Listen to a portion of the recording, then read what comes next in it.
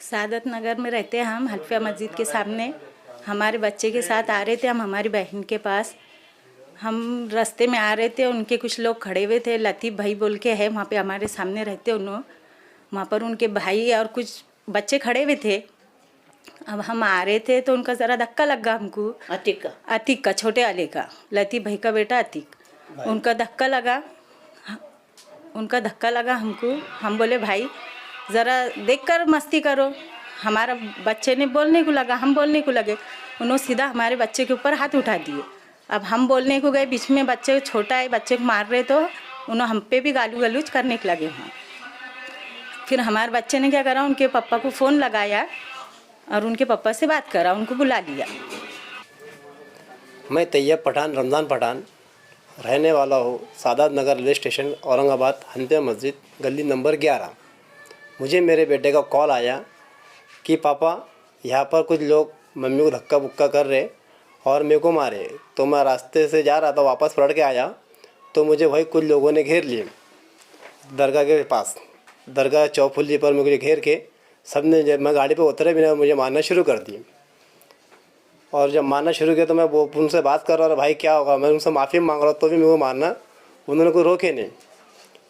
फिर और इतना मारे कि मुझे इतना मारा कि मैं खून के अंदर पूरा नहा लिया। सर में मेरे 4 टाँके बैठे। फिर मैं कंप्लेंट करने के लिए गया और कंप्लेंट के बाद फिर मुझे कोई न्याय नहीं मिला। और ये कुछ लोग यहाँ पर नशे का धंधा कारोबार कर रहे हैं, मटके कारोबार कर रहे हैं, जिसमें से मटके कारोबार, नशे कारोबार ये लतीफ़ भाई का है। और इसके ऊपर जो है तो कोई अभी तक मेरे 4 दिन हो गए कोई कार्रवाई हुई नहीं। तो मेरी अनबन गुजारिश है इम्तियाज़ जलील साहब से, जिसने अभी कुछ दिन पहले प्रोग्राम लिए थे आमकास मैदान में नशा मुक्ति का, तो उससे तो कुछ महल्ले में कोई फ़र्क हुआ नहीं और ज़्यादा हो गया। अब ये कुछ नशा करने वाले लोग, नशा बेचने वाले लोग, इनसे हम जैसे गरीबों को बहुत ज़्यादा नाजायज़ तकलीफ़ हो रही है। और इतनी तकलीफ़ दे रहे लोग ये कि हमारे घर के निकलना बाहर मुश्किल हो गया, हमारे बीवी बच्चों का निकलना मुश्किल हो गया। तो ये प्रोग्राम लेके जब इम्तियाज़ जलील साहब जो प्रोग्राम लेके जो ये फिर वापस से ये काम हो रहे महल्ले में, तो इसके ऊपर जो है तो लोगों को बहुत ज़्यादा तकलीफ़ हो रही है। आम जनता बहुत ज़्यादा परेशान है इससे। तो मेरी अनबन गुजारिश है इम्तियाज़ जलील साहब से कि इस नशे मुक्ति को, इस मटके कारोबार को, इस 2 नंबर के कारोबार को, ये जो हमारे महल्ले में लतीफ़ जो करा रहा है, इसको जल्द से जल्द बंद करा है। ये अनबन मेरी गुजारिश है इम्तियाज़ जलील साहब से। और मुझे police station, Satara police station में कोई न्याय नहीं मिला। आज 4 दिन हो गए मगर कोई कार्रवाई नहीं हुई और मेरी को कोई न्याय नहीं मिला। तो मेरी सीपी साहब से गुजारिश है कि मुझे, और उम्मीद है कि मुझे वहाँ से इंसाफ मिलेगा। सीपी साहब, कमिश्नर साहब मुझे यहाँ से इंसाफ दिलाएंगे। तो मेरी गुजारिश इतनी है कि मुझे इंसाफ चाहिए। सीपी साहब से दरख्वास्त है, रिक्वेस्ट है मेरी कि इस जो मुझे तकलीफ़ हो रही है और मुझे जो तो नाजायज़ तकलीफ़ दे रहे लोग, इसके ऊपर सख्त से सख्त कार्रवाई करी जाए। और रात बे रात का ये जो नशा करने वाले लोग हैं, ये जो लतीफ़ के जो लोग हैं नशा करने वाले, ये लोग रात बे रात का 2, ढाई, 3 बजे तक मेरे घर के सामने मंडरा रहे और मुझे इनसे इतनी जान से धोखा है। ये लतीफ़ जो है तो कुछ लोगों को नशे के करा के मेरे घर के पास भेज रहा है।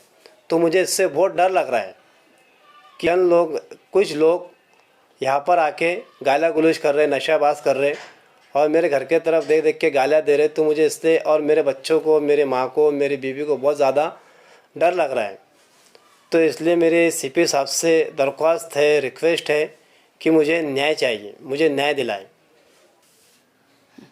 मेरे बच्चे को इन्होंने 3 बार मेरे बच्चे के ऊपर हमला करे और मेरे बच्चा बाहर जाता धंधे को रात में, और रात में धंधे को मेरे घर में हमारे बहू हम बच्चे लेके रहते।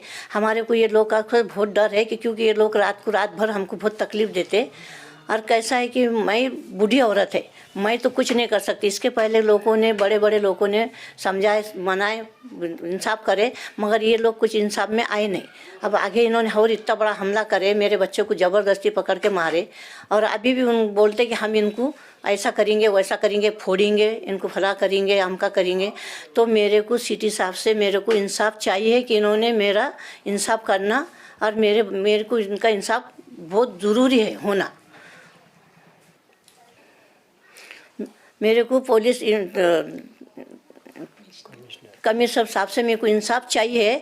और इसके बाद पहले जलील इंता साहब ने भी कुछ प्रोग्राम लिए थे नशाबंदी के ऊपर, कोई उसका उनके ऊपर प्रेशर नहीं पड़ा और फ़र्क नहीं पड़ा। वो जो काम होने का वो होते रह रहा, और उस कोई उनको वो नहीं है। और हमको इनसे बहुत बड़ी तकलीफ़ है, और ये बार बार हमारे घर के तरफ देखते रहते हैं। हमको इनको तकलीफ़ है, हमारे को बुरा भला बोलते रहते हैं। सीपी साहब से मेरे को इंसाफ चाहिए, सीपी साहब से मेरे को इंसाफ चाहिए। मेरे बच्चों को बहुत तकलीफ़ है, मेरे को भी बहुत तकलीफ़ है, मेरे को बिल्कुल इंसाफ चाहिए। मैं इंसाफ मांगते, बूढ़े माँ कहाँ जाएंगी, किसके पास जाएंगी, किसको इंसाफ मांगेंगे, कौन देगा मेरे को इंसाफ। मेरे को इनसे बहुत उम्मीद है कि मेरे को सीपी साहब मेरे को इंसाफ दिलाएंगे, और मैं इनसे इंसाफ मांग के रहूँगी।